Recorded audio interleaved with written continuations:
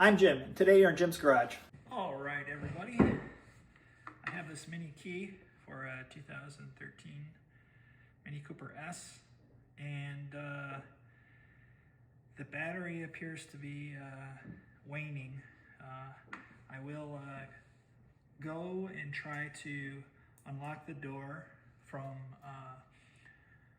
outside the immediate area, and it seems like I have to get closer and closer to the car for the locks to unlock. So I've looked online to see about changing out the battery. Unfortunately, in these keys, you can't just flip something off the back and replace the battery with someone you can buy at the store. You actually have to take the key apart and put it back together. So what I have done is I've bought another case, essentially a case to replace the original one here. Just go on Amazon, you can buy these. And the only thing it doesn't have is the Mini logo on there. I'll see if I can get the Mini logo off, but it doesn't look like it's gonna work very well. Anyway, it has a key that you can take from the original key, so you just take these out. We'll put these to the side. The idea here is I take this ring off. Then I'm going to heat up the perimeter of the key so that the glue that holds the things together works properly. Here, this new one, it lets you set it right in there like this and then press it down. This one has more of a clip, so it looks like you don't have to glue it. You can just use the reuse a ring. And so I think the hardest part of this job really is once you get this ring off the side, is to actually get this apart. For example, if I just put the screwdriver in like this right now, you know, it's not very easy. I have to kind of put a blade on here and try to cut it off. However, what I want to do is to get the glue to come apart a little bit so it's a little bit easier.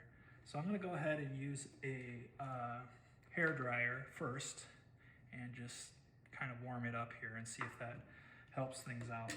All right, so I'm going to hold the key with the glove, turn on the hair dryer.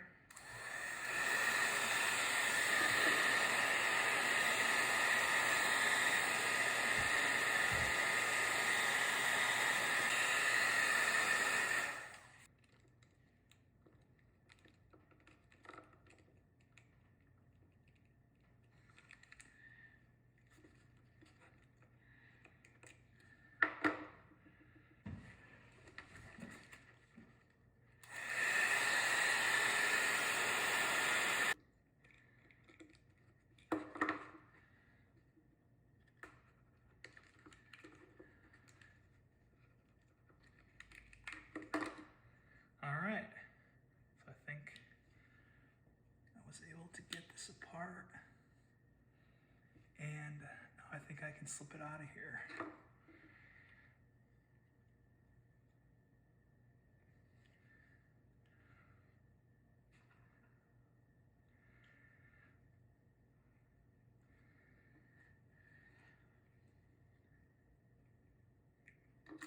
There we go. All right, so I was able to get the circuit board for the key out, and I had bought on eBay the battery. And the battery is called VL2020, and it's a 3-volt battery, and made by Panasonic. And it has the lead parts on the opposite ends. So I'm just gonna check the battery here. Probably should have done this before I took the thing apart, but make sure that the battery is 3 volts, and this one is 3 volts. It says it right on there. And then what I have to do is solder, basically remove the battery that exists there by hitting this with a solder gun. Now, I've never used a solder gun before. I went on Amazon and bought a little cheap solder gun, and basically it's just something so you point right on the area where you want it to get hot. and then the solder melts, and then you unstick the battery from the circuit board. So there's 2 points. So I'll go ahead and do that. Okay. So here's my voltmeter. And let's test.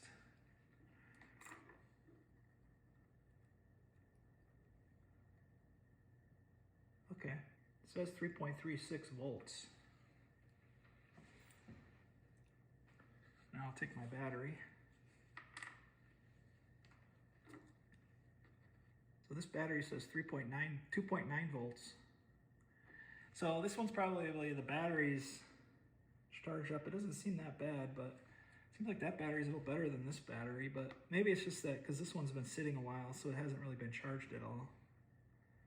Maybe once it gets charged, it's better. But 2.9. Anyway, it is 3 volts. So we'll go ahead and change it, and hopefully it helps out. All right, so I have this solder gun, and I took out one of the tips that were like really more fine-tuned, so hopefully that works the best. It looks like you just kind of exchange out the tip and then put this back on, and we'll plug it in. Now, note when you look at the battery from this direction, there's a point that goes down there that's underneath, and this is near where the buttons are, and it has a smaller pin than the one on the top. So just make sure it's in the same direction. All right, so I got back. I did end up finishing up the soldering part, and I have to admit that so far the soldering part was the hardest part of the job. Largely because I'm not familiar with soldering. I use this soldering gun. It does do the trick. I had it set at 390 degrees Celsius, and it seemed like it would take a long time to get the solder to melt. So maybe a little higher, I don't know. We got the old battery out and put the new battery in. You can't really mess up because the holes are pretty good, but so far this has been the hardest part. But we'll go ahead and put the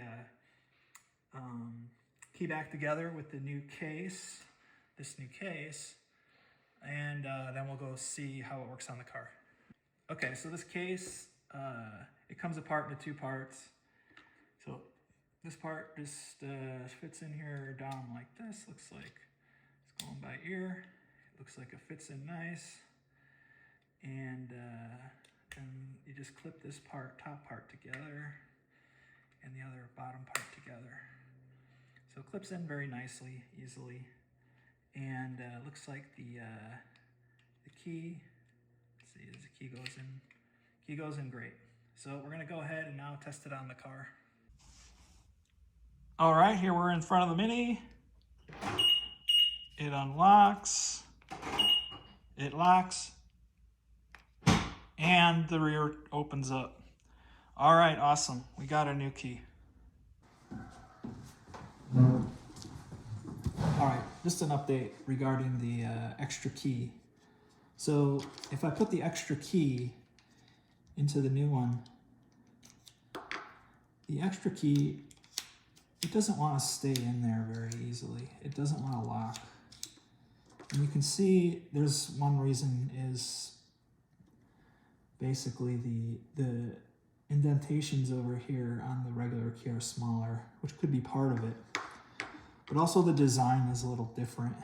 On this part, it's kind of designed to be pushing on the button over here.